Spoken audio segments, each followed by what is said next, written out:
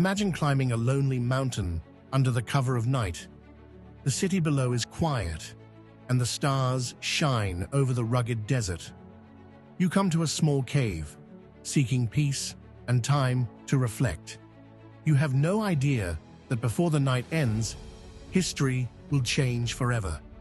More than 14 centuries ago, this was the reality of our beloved Prophet Muhammad, peace be upon him. On that unforgettable night, the first words of the Qur'an were revealed, beginning a message that would reach millions of people across the world. But how did this extraordinary moment happen? Let's go back to the beginning. Let's dive into his early life, before the heavy mantle of prophethood rested upon his shoulders. He was born an orphan, his father Abdullah having passed away before his birth, and his mother Amina when he was just 6 years old. He was then raised by his grandfather Abdul Muttalib, and after his grandfather's passing, by his uncle Abu Talib, without the typical protection and privilege, instilled in him a deep reliance on Allah and a unique kind of empathy and resilience. Even from a young age, he stood out. He was known for his incredible honesty, integrity, and trustworthiness. People in Makkah, despite their tribal differences and often harsh ways, recognized his pure character. They called him Al-Amin, the trustworthy one. They would bring him their most precious belongings to safeguard, knowing he would never betray their trust. He was known for his gentle nature, his thoughtful demeanor, and his justice in dealing with everyone. He wasn't chasing worldly gains or getting caught up in the vices of society around him. He was always seeking something more, often retreating to the Cave of Hira to reflect and ponder. Think about that. Even without the direct revelation, his character was being forged. He was building an inner strength and a reputation for honesty and reliability that was unmatched. It tells us that the journey of becoming a man of taqwa and purpose starts long before you even know what that purpose is, by simply striving to be the best version of yourself, seeking truth, and living with integrity. The Arabian Peninsula was a land of deserts, mountains, and trade routes. Makkah was a busy city where merchants traveled from many lands. At its center stood the Kaaba, originally built for the worship of the one God. But over time, many idols had been placed around it. Peace be upon him was known among the people of Makkah for his honesty and trustworthiness. Long before he received revelation, people called him Al-Amin, meaning the trustworthy. As the years passed, Muhammad, peace be upon him, often withdrew from the busy streets of Makkah. He preferred quiet moments of reflection, thinking deeply about the world and worshipping God. One place became especially meaningful to him: the Cave of Hira, high on Jabal al-Nawr, the Mountain of Light.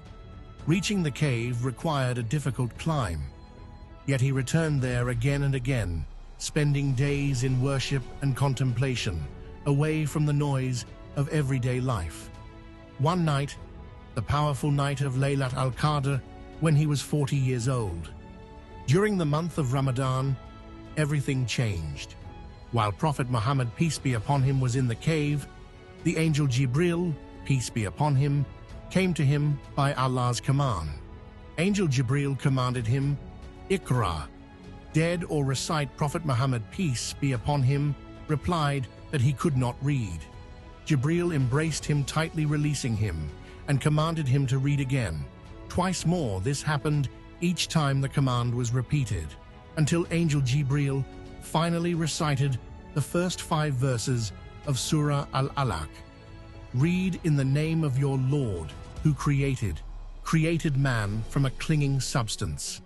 Read, and your Lord is the most generous, who taught by the pen, taught man that which he knew. Qur'an 96, 1-5. These verses would become the opening of Surah Al-Alaq, marking the beginning of the Quranic revelation. Prophet Muhammad, peace be upon him, was overwhelmed by what had happened. This was unlike anything he had ever experienced. He left the cave and returned home, deeply shaken. When he arrived, he asked his wife, Khadija, may Allah be pleased with her, to cover him with a cloak. She comforted him and listened carefully as he described what had happened. Khadija reassured him, reminding him of his good character. She knew him as a man who cared for others, spoke truthfully, honored family ties, and helped those in need. Her support became one of the first great moments of encouragement in the history of Islam. Khadija, may Almighty Allah be pleased with her, took Prophet Muhammad, peace be upon him, to meet Waraka ibn Nawfal, a learned man familiar with earlier scriptures. He is her cousin, Waraka ibn Nawfal. Waraka was an old, wise man, a Christian scholar who had deep knowledge of the previous scriptures, like the Torah and the Gospel. When the Prophet described his experience in the cave, Waraka immediately understood the profound significance. He affirmed that this was the same Angel Jibril who had come to Moses, peace be upon him. He recognized it as true prophecy. After hearing the account, Waraka recognized the significance of what had happened and said that the same angel who came to earlier prophets had now come to Muhammad, peace be upon him, that where the mission of prophethood had begun. That single night in a quiet cave changed the course of history. The message that began with the command to read spread across continents and continues to inspire millions of people today. In the next episode, we'll explore the earliest days of Islam, the first believers, and the challenges they faced as the message began to spread. If you enjoyed this journey through history, be sure to subscribe so you don't miss the next chapter. Peace be upon you, and thank you for watching.